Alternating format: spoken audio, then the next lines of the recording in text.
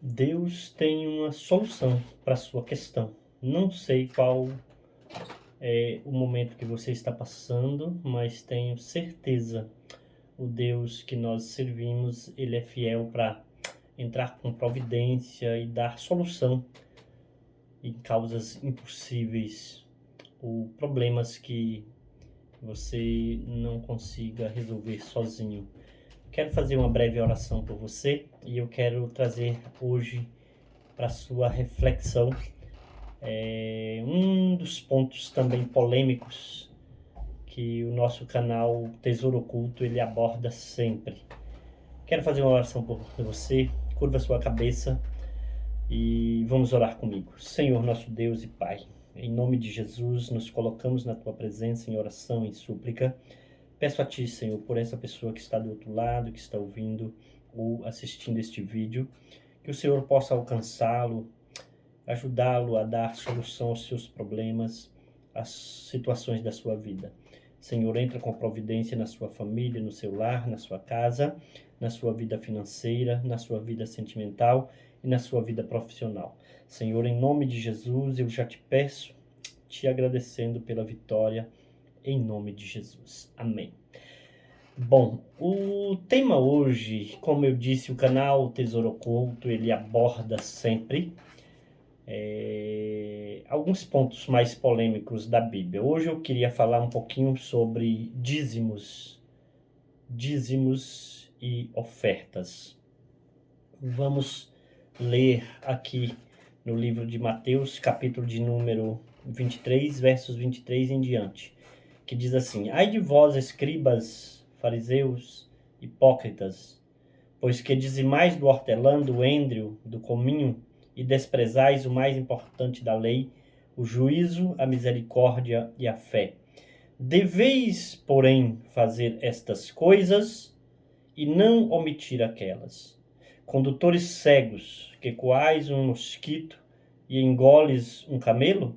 Ai de vós, escribas e fariseus hipócritas, pois que limpais o exterior do copo e do prato, mas o interior está cheio de rapina e de iniquidade. Fariseu cego, limpa primeiro o interior do teu corpo, do copo e do prato, para que também o exterior fique limpo. Ai de vós, escribas e fariseus hipócritas, que sois semelhantes aos sepulcros calhados, que por fora realmente parecem formosos, mas interiormente estão cheios de ossos de mortos, de toda imundície. Aqui é uma das polêmicas, né? Começa falando sobre ai de vós, escribas e fariseus, que dai o dízimo né, do que eles produzem e tudo, mas eles esquecem da misericórdia, a fé. E aí Jesus diz assim, devem fazer isso, mas não omitir aquela. Quando Jesus fala sobre o dízimo, o que eu entendo sobre o dízimo é que o dízimo é um dever de um cristão, dever de uma pessoa doar o seu dízimo. O dízimo não é pago, porque se fosse pago, você era obrigado a pagar a sua dívida. O dízimo deve ser dado por fé. Então aqui Jesus está, né, falando com os escribas, porque eles questionavam, dizendo, nós somos dizimistas, nós somos ofertantes, damos o dízimo de tudo quanto devemos dar o dízimo, e Jesus diz que o dízimo é um dever. Eu aqui friso muito bem que um dever é diferente de uma obrigação. É tanto que se o dízimo fosse obrigado, se você fosse obrigado a dar o seu dízimo, Deus quebraria a lei do livre-arbítrio. Então, por isso que eles queriam pegar Jesus, porque eles, né, queriam saber se Jesus seria contra a sua própria palavra, e Jesus nunca seria contra a sua própria palavra, ou a palavra de Deus. Quando eles questionam Jesus, Jesus diz, olha, então devem dar o dízimo, mas também não devem omitir as coisas importantes, ou seja, O dízimo é um dever, mas não uma obrigação. Todo cristão deve doar o seu dízimo. No tempo de Malaquias, capítulo 3, versículo 10, quando Malaquias diz assim: trazei todos os dízimos à casa do tesouro, para que haja mantimento na minha casa. Depois disso, fazei prova de mim, se eu não vos abrir as janelas do céu, e sobrevenha uma abundância tal sobre as vossas vidas. No tempo do Antigo Testamento era o seguinte: Deus levantou Jacó.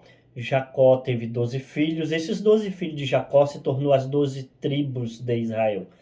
E essas 12 tribos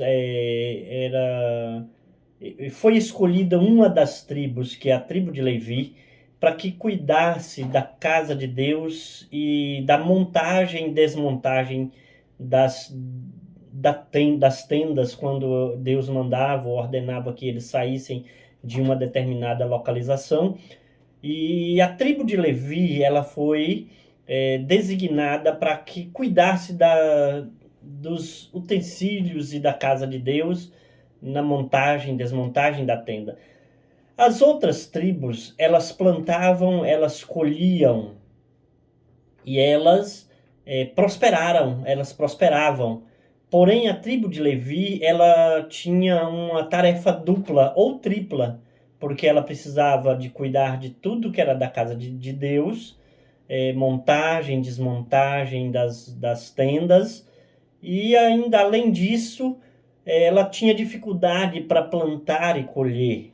Então Deus, vendo que não podia ter injustiça, Deus decide que o restante, as outras 11 tribos, plantassem, colhessem, mas que sustentassem a tribo de Levi, porque a tribo de Levi não tinha facilidade, ela não conseguia prosperar, ela não conseguia ter. Então, assim, por questões de justiça de Deus, era necessário as outras 11 tribos trabalharem no plantio, na colheita, e que 10% disso fosse designado para a casa de Deus, porque os filhos de Levi comiam daquilo que era doado na casa de Deus, para que eles não passassem necessidade, vamos dizer, que a obra social fosse atendida de forma honesta. Era necessário que os outros dessem o dízimo para que eles tivessem condição de fazer o melhor na casa de Deus, sem que precisassem ter duas tarefas de plantar e colher e também cuidar da casa de Deus, para que não passassem dificuldades ou passassem fome. Era necessário que as outras tribos plantassem, colhessem e também doassem 10% daquilo que eles colhiam, e isso eles faziam. Tanto que Deus diz assim: trazei todos os dízimos à casa do tesouro, para que haja mantimento na minha casa, né? Para que haja comida, para que a obra social fosse atendida de forma honesta e justa, né? Aqueles que trabalhavam e tinham condição de prosperar plantando e colhendo, prosperavam e davam 10% para aqueles que não tinham condição, porque estavam atarefados na casa de Deus ou com os trabalhos da casa de Deus, pudessem ser sustentados pelos dízimos da coisa, pelos dízimos produzidos pelas outras 11 tribos. Porém, no Novo Testamento, vem eles questionando Jesus: eu devo doar o dízimo? Aí Jesus pega pesado, né? Sim, deve ser um dizimista, mas não deve achar que você continuando no pecado, continuando no erro, continuando na injustiça, apenas porque é um dizimista você é salvo. Não, era como se comprasse também a salvação. Então, ou seja, eles questionam Jesus, e Jesus diz: ai de vós, escribas e fariseus, que dais o dízimo de tudo, pensando que deixar a misericórdia, deixar, né, o amor, e desprezar o resto, continua no pecado e acha que dar o dízimo seria, né, eles seriam impunes. Jesus diz que não, na verdade, assim, que deveriam ser dizimista, mas não deixasse de agir com misericórdia, justiça e amor. Então, o dízimo é uma obrigação? Não, você é obrigado a dar o seu dízimo? De maneira nenhuma você não é obrigado a dar o seu dízimo. Mas se você tem o dever de dar o dízimo, tem sim, porque na casa de Deus também existe pessoas com desigualdade social. Essas pessoas precisam ser atendidas por você que ganha bem, por você que tem condição de poder fornecer. Tem pessoas a serviço da obra de Deus que deveriam ser sustentados, não para que enriquecem, mas para que pelo menos tivessem condições mínimas dignas de sobrevivência, tá bom? Então, o meu ponto sobre o dízimo é: você é obrigado a ser dizimista? Não. Mas você deve ser um dizimista? Sim, você deve ser um dizimista. Ainda mais que o dízimo também é promessa de te abençoar e prosperar a sua vida financeira. Se você tiver fé para isso, seja um dizimista e você vai ver que Deus pode mudar a sua vida financeira. Mas dê o dízimo numa casa ou numa igreja que leva a palavra de Deus a sério, porque fazendo isso, Deus vai honrar você com muita certeza, tá bom? Deus abençoe a sua vida, Deus abençoe a sua família, Deus abençoe a sua casa em nome de Jesus.